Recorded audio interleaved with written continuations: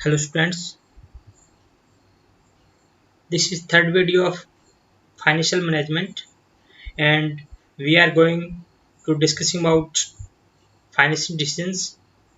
Financing decisions is the second decision related to finance.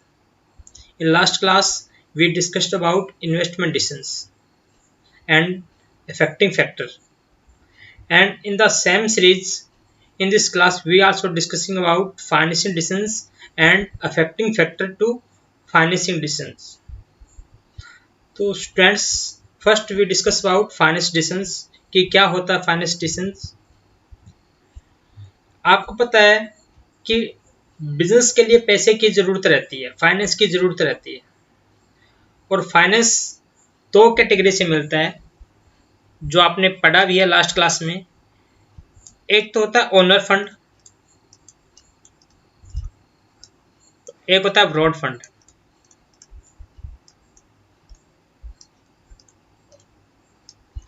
To type के sources होते हैं। ये हमारे सोर्सेज है वो फाइनेंस,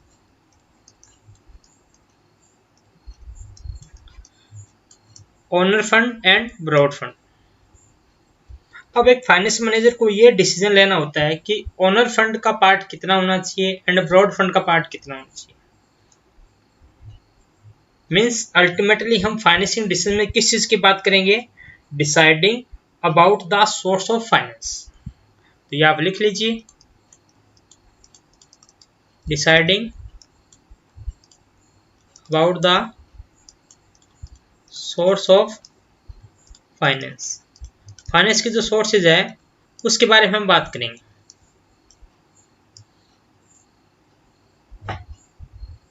कि how much to raise from owner fund and how much to raise from borrowed fund, because we have two type of source of finance, that is owner fund and borrowed fund.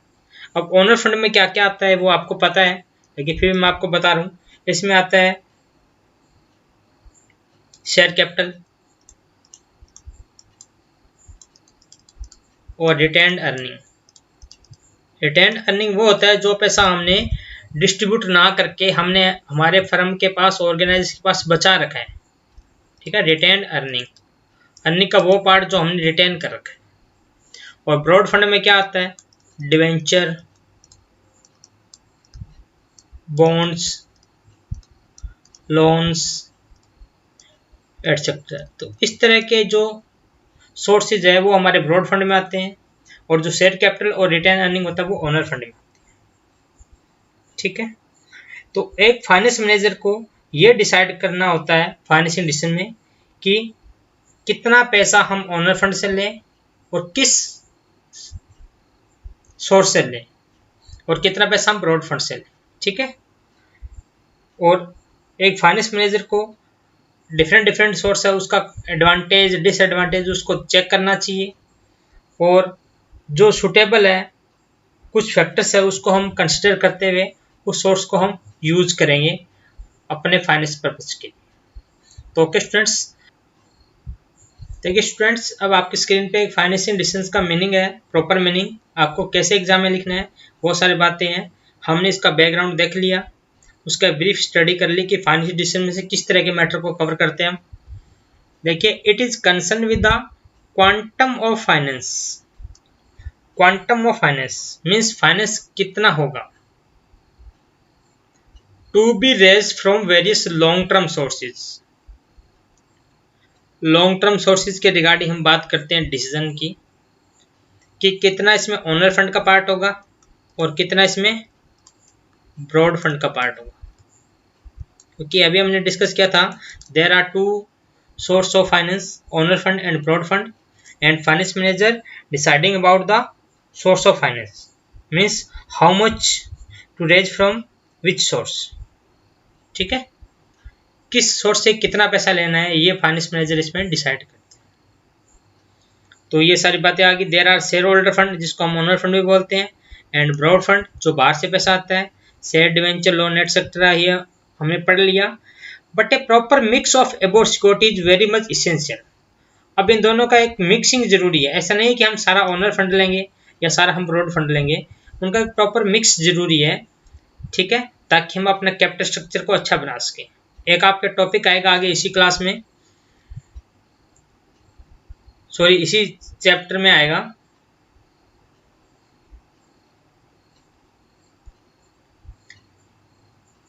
एक आपको एक topic मिलेगा capital structure का, इसी chapter में next classes में आएगा, वो लगभग इसी टॉपिक के रिलेटेड है।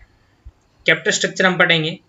कैपिटल स्ट्रक्चर भी यही होता है कि कितना कितना पोर्शन रहेगा, ओनर फंड का कितना पोर्शन रहेगा और ब्रॉड फंड का कितना पोर्शन रहेगा, ठीक है।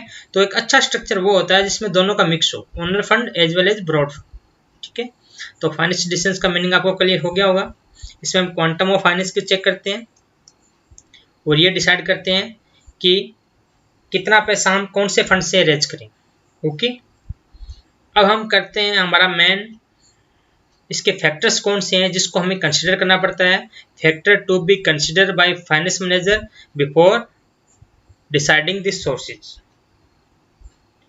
कि किस सोर्स को एक्सेप्ट करना चाहिए, किसको हम एक्सेप्ट नहीं करना चाहिए, इसके लिए कुछ फैक्टर्स है जिसको हम फॉलो करेंगे। तो चलते हैं इस फैक्टर पे।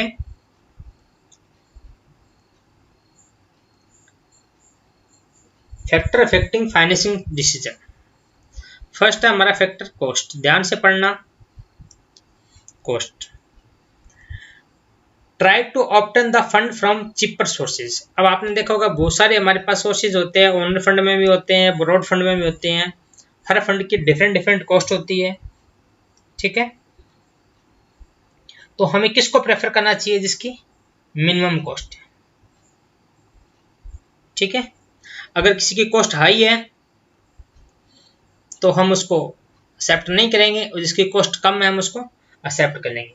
तो आप लिख सकते हो the cost of raising finance from various source having different cost and we accept which have minimum cost. Okay, तो इसमें आप लिख सकते हो, कोई ज़्यादा दिक्कत नहीं है इसमें।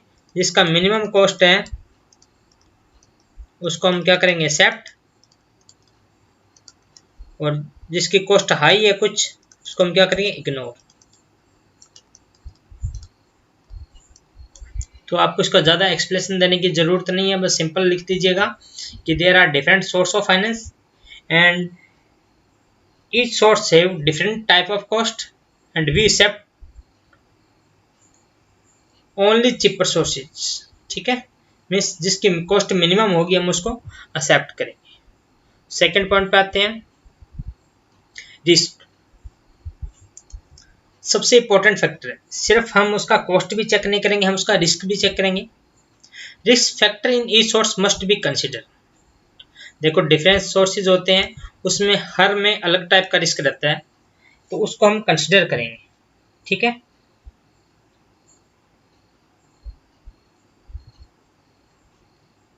जैसे मैं आपको एग्जांपल बताता हूं कि टू टाइप्स के हमारे पास फंड थे, borrowed fund and owner fund. अगर हम रिस्क की बात करें तो ब्रॉड फंड में रिस्क होता है वो हाई होता है, और ओनर फंड में रिस्क होता है वो थोड़ा कम रहता है कंपेयर टू ब्रॉड फंड। क्योंकि ओनर फंड होता है वो हमारे शेयर होल्डर का पैसा होता है, ओनर्स का पैसा होता है, लेकिन ब्रॉड होता है वो एक तरह से लोन की तरह होता है, वो बाहर के लोगों का पैसा होता है, तो हमें उसका इंटरेस्ट देना पड़ता है, चाहे हमारे प्रॉफिट हो रहा है या लॉस हो रहा है, कुछ फिक्स चार्जेस होते हैं वो हमें पे करने पड़ते हैं, तो इसमें रिस्क ज़्यादा रहता है ब्रॉड फंड में। तो हमें अकॉर्डिंग टू रिस्क फैक्टर किसको प्रेफर करना चाहिए, ओनर फंड को प्रेफर करना चाहिए, ठीक है ना। या आप ये कह सकते हो कि prefer security with moderate risk factor, जिसमें हमारा रिस्क है वो कम है, ठीक है, लेकिन साथ साथ हमें कॉस्ट भी चेक करनी पड़ेगी। तो हम सिर्फ ये नहीं कह सकते कि ओनर फंड को प्रेफर करेंगे, बहुत सारे फैक्टर्स हैं जिनको हम सभी को कंसिडर करेंगे एंड देन आफ्टर हम डिसाइड करेंगे कि कौन से सोर्स को यूज करना है, कौन से ब्रॉड को या ओनर को। तो लेकिन अगर रिस्क की बात करें तो रिस्क ब्रॉड फंड में हाई होता है, ओनर फंड में रिस्क थोड़ा लो होता है, तो हम ओनर फंड को प्रेफर करेंगे according to risk factor, not on all factor, ठीक है। Next factor is flotation cost, sorry ये कॉस्ट है। फ्लोटेशन कॉस्ट क्या होती है, सबसे पहले तो हमें ये देखना पड़ता है। Flotation cost means cost involve in issue of securities.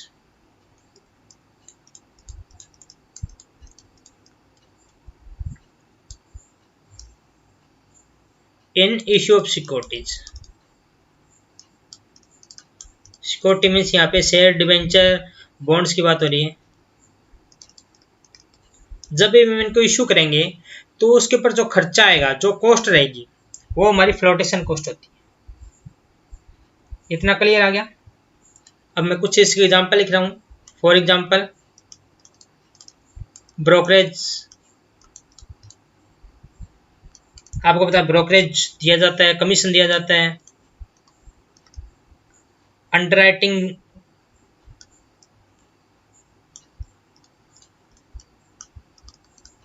Underwriting commission होता है, ठीक है।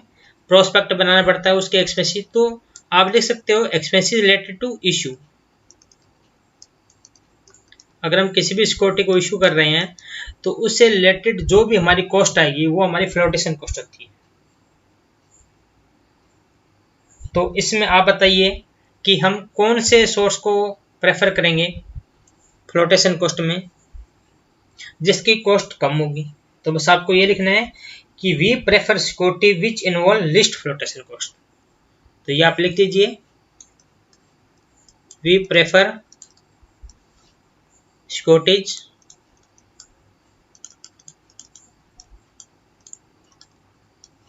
विच इन्वॉल्व लिस्ट फ्लोटेशन कॉस्ट, जिसकी फ्लोटेशन कॉस्ट कम होगी, ठीक है। जनरली जो शेयर कैपिटल होता है उसकी फ्लोटेशन कॉस्ट होती है वो बहुत हाई होती है, क्योंकि इसमें बहुत सारी फॉर्मेलिटीज करनी पड़ती है हमें शेयर इशू के रिगार्डिंग। और डिवेंचर के होते हैं वो इतनी फॉर्मेलिटी नहीं होती। तो उसके हिसाब से हम डिसीजन ले सकते हैं कि कौन सा फैक्टर के अकॉर्डिंग कौन सा सोर्स ज़्यादा बेटर है, ठीक है। तो पहले तो हमें इसका मीनिंग देखना है कि फ्लोटेशन कॉस्ट होता क्या है और उसमें कौन कौन से एक्सपेंसेस इसमें कॉस्ट क्या क्या कवर किया जाता है, और फिर हम किसको प्रेफर करेंगे जिसकी कम से कम कॉस्ट हो। लिख रखा है cost of raising finance, finance को लेने की कॉस्ट, ठीक है ना। अब जैसे आपको लोन लेना है, ब्रॉड फंड लेना है, तो हम बैंक में जाएंगे, कुछ थोड़ा बहुत फॉर्मेलिटीज होगी, उसको कंप्लीट करने के बाद में हमें लोन हो जाएगा। बट अगर हम शेयर इशू कर रहे हैं तो शेयर इशू कर रहे हैं तो there are too much formalities, बहुत सारी फॉर्मेलिटीज होती है वहाँ पे। तो ये फ्लोटेशन कॉस्ट की बात आ गई जो हमारे फाइनेंस के सोर्स को इफेक्ट करेगा कि ये प्रेफर करना चाहिए या नहीं करना चाहिए। नेक्स्ट पॉइंट की बात करते हैं कैश फ्लो पोजीशन। तो कैश फ्लो पोजीशंस हमने लास्ट क्लास में पढ़ा था कि कैश फ्लो क्या होता है। कैश फ्लो मीन्स होता है कैश का inflow and outflow.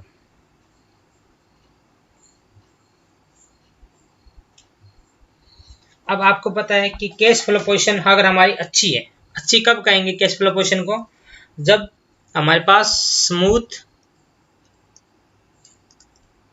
And steady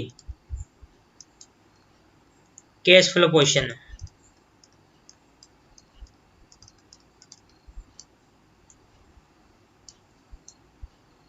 तो उस टाइम हमें क्या प्रेफर करना चाहिए, उस टाइम हम ब्रॉड फंड ले लेंगे, क्योंकि मार्केट में हमें आसानी से पैसा मिल जाएगा। हमारी जो कैश फ्लो पोजीशन है वो क्या सही है। और अगर हमारी कैश फ्लो पोजीशन सही नहीं है तो हमें कोई पैसा नहीं देगा। तो इस हिसाब से मैं लिख रहा हूँ साइड में, अगर हमारे शॉर्टेज ऑफ कैश फ्लो है, हमारे पास कैश फ्लो है ही नहीं, तो हमारे को मार्केट से पैसा नहीं मिलेगा, बाहर से पैसा नहीं मिलेगा, तो हम कहाँ से फिर पैसा लेना पड़ेगा, हमें ओनर फंड से पैसा लेना पड़ेगा। जब तक पैसा बाहर से मिलता है हमें बाहर से पैसा लेना चाहिए। एक फाइनेंस मैनेजर इसी थ्योरी पे काम करते हैं, जब तक पैसा बाहर से मिल रहा है बाहर से लेना चाहिए, जब पैसा बाहर से मिलना बंद हो जाएगा तब खुद के फंड को यूज करना चाहिए, ठीक है। मीन्स अगर हमारा कैश फ्लो अच्छा होगा, हमारे पास पैसे आ रहे हैं, कंटिन्यू टर्नओवर अच्छी है, तो लोग भी पैसे देने आ जाएंगे, ठीक है। लोग भी इंटरेस्ट रहते हैं कि इस कंपनी में इन्वेस्ट किया जाए, इस ऑर्गेनाइजेशन को लोन वगैरह दिया जाए। तो ब्रॉड फंड को हम प्रेफर करेंगे क्योंकि हमें कम रेट पे अवेलेबल मिलेगा, लेकिन हमारी कंडीशन डाउन है, we have shortage of cash flow, तब हमारे पास कोई नहीं आएगा। अगर हमारे को ब्रॉड फंड लेना भी पड़ेगा तो वो बहुत महंगा पड़ेगा, तो उस पोजीशन में हमें ओनर फंड को प्रेफर करना पड़ेगा। ठीक है, तो ये आप इसका स्क्रीनशॉट ले लीजिएगा कि when our cash flow position is smooth and steady then we prefer borrowed fund, and if there are any shortage of cash flow we prefer owner fund because we have no option of broad fund, and if raise finance from broad fund it may be on higher cost। ठीक है, तो इस हिसाब से आप इस point को लिख सकते हो। फिक्स कॉस्ट, अब फिक्स कॉस्ट की बात हो रही है।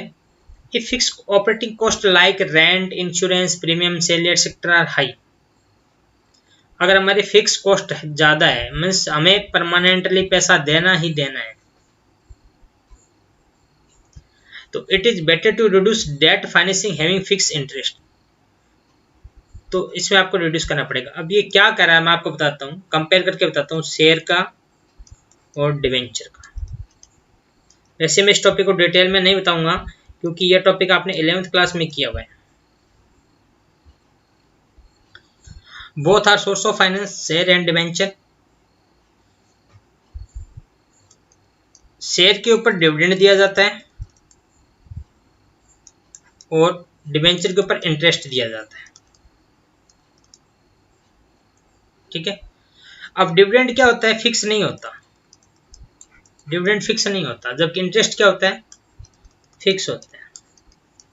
आपको प्रॉफिट हो तभी डिविडेंड दिया जाएगा, और अगर लॉस है तो आपको कोई डिविडेंड नहीं दिया जाएगा। बट इंटरेस्ट के केस में चाहे प्रॉफिट हो चाहे लॉस हो, कुछ मर्जी हो, आपको इंटरेस्ट दिया ही दिया जाएगा। ध्यान से सुनिए मेरी बात को, मीन्स ये क्या है, फिक्स चार्जिंग है डिवेंचर पे, शेयर पे फिक्स चार्जिंग नहीं है। शेयर पे डिवेंचर जो दिया जाता है वो प्रॉफिट के केस में दिया जाता है। If there are any profit in company तो डिविडेंड मिलेगा, अगर वहां पे लॉस ही जाए तो डिविडेंड नहीं दिया जाएगा। But in case of debenture आपको इंटरेस्ट पे करना ही करना पड़ेगा, even you have loss you have profit, कोई मर्जी हो नो प्रॉब्लम। तो ये हमारा इंटरेस्ट क्या है, फिक्स चार्जेज है। और अगर हमारे पास फिक्स कॉस्ट ऑलरेडी ज्यादा हो रही है तो हमें डिवेंचर को कम करना चाहिए, मीन्स किसको प्रेफर करना चाहिए, शेयर्स को, क्योंकि सैलरी, इंश्योरेंस, रेंट यही ऑलरेडी चल रहे हैं हमारे पास बहुत ज़्यादा, तो फिर हम क्यों फिक्स इंटरेस्ट वाला एक और पालेंगे नया। हम इसको क्या करेंगे, जो डेट फाइनेंस, डेट का मतलब यही होता है, डेट मीन्स ब्रॉड फंड होता है, लिख लीजिए आप, डेट मीन्स ब्रॉड फंड।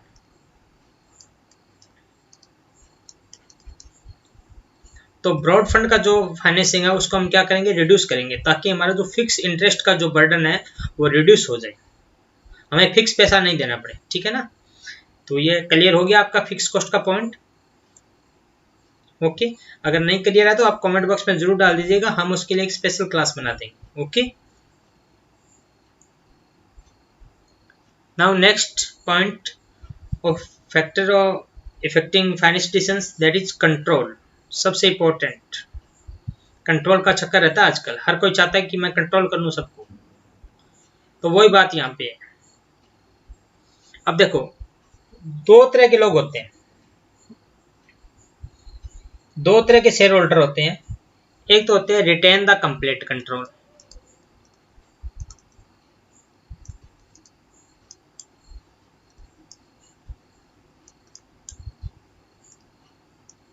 एक चाहते हैं कि सारा कंट्रोल मेरे पास रहे, ठीक है, और दूसरा होता है दे डू नॉट माइंड।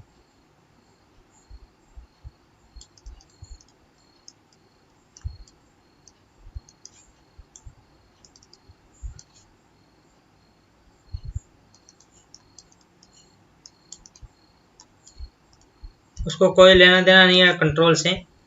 और एक लोग होते हैं जो कंट्रोल चाहते हैं,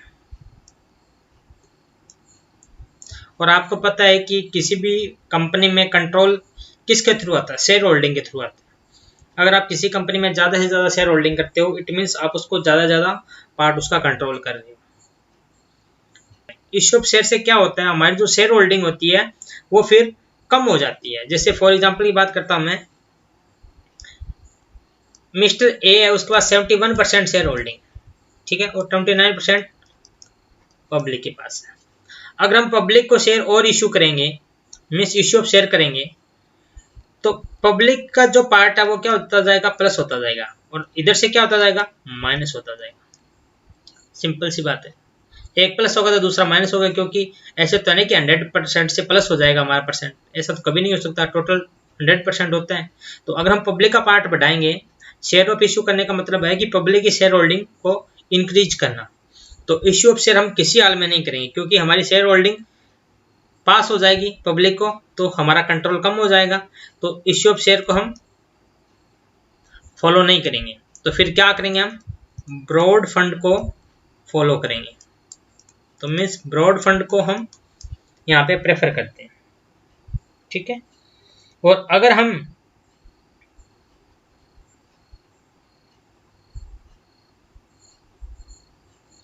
हम कंट्रोल को ज़्यादा कंसिडर नहीं करते, तो फिर हम ओनर फंड को प्रेफर करेंगे, ठीक है। ओनर फंड एटलीस्ट अपना पैसा होता है, कितना भी महंगा सस्ता कैसा क्यों ना हो, एटलीस्ट अपना पैसा जरूर होता है। तो यहाँ पे ओनर फंड को करेंगे हम, शेयर ऑफ इशू को फॉलो करेंगे, अगर हम माइंड नहीं करते हैं तो ओके स्टूडेंट्स, ये पॉइंट आपको समझ में आ गया। इसमें दे रखा है कि मोर डिपेंडेंस ऑन ओनर्स फंड, अगर आप ओनर फंड पे ज़्यादा डिपेंड होगे तो इट विल रिड्यूस कंट्रोल, ये आपका कंट्रोल रिड्यूस हो जाएगा among the existing share holder, जो शेयर होल्डर ऑलरेडी है उसका जो शेयर होल्डिंग का जो पार्ट है वो कम हो जाएगा। तो आपको ये दोनों पर्सन्स का ध्यान में रखना है कि किस टाइप के वहाँ पे लोग हैं। अगर वो कंट्रोल चाहते हैं तो सिंपल सी बात, आप शेयर इशू मत करो, आप ब्रॉड फंड को प्रेफर करो। और अगर आप कंट्रोल को कोई माइंड नहीं करते तो आप फिर ओनर फंड को प्रेफर कर सकते हो, नो प्रॉब्लम। ओके, तो इसका स्क्रीनशॉट ले लीजिएगा, समझ लीजिएगा ध्यान से। हम लास्ट फैक्टर कर रहे हैं फाइनेंशियल डिसीजंस का, कैपिटल मार्केट कंडीशन। हम पढ़ेंगे कैपिटल मार्केट क्या होता है। कैपिटल मार्केट वो होता है जहां पे सिक्योरिटी की डीलिंग होती है, ठीक है। कैपिटल मार्केट कंडीशन, हमारे मार्केट में क्या कंडीशन है, ठीक है, इस चीज का भी हमारे फाइनेंस पे बहुत ज्यादा इफेक्ट पड़ता है। अब दो टाइप के डिसीजंस होता है, ध्यान रखिएगा। एक तो होता है बूम,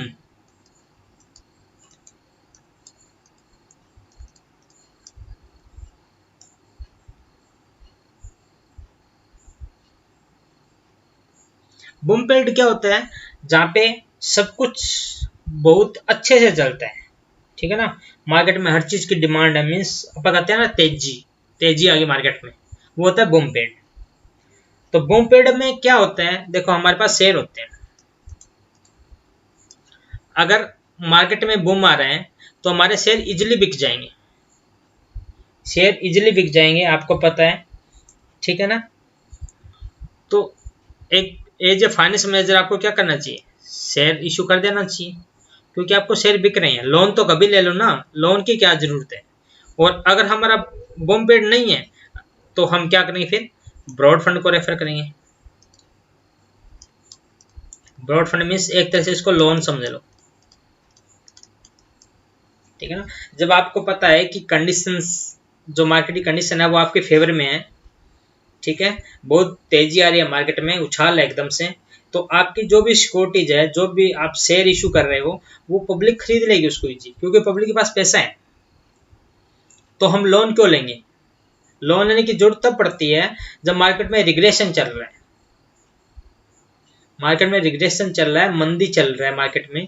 तो उस टाइम अगर हम अपने शेयर इशू करेंगे तो कोई आपके शेयर को परचेज नहीं करेगा, अल्टीमेटली आपके शेयर इशू हो नहीं पाएंगे।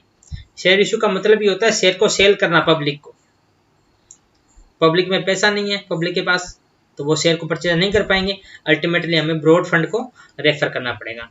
तो ये आप लिख लीजिएगा कि रिग्रेशन टाइम में हम ब्रॉड फंड को प्रेफर करेंगे, और बूम पीरियड में हम ओनर फंड को प्रेफर करेंगे, ठीक है। Share means owner fund. तो ओके स्टूडेंट्स,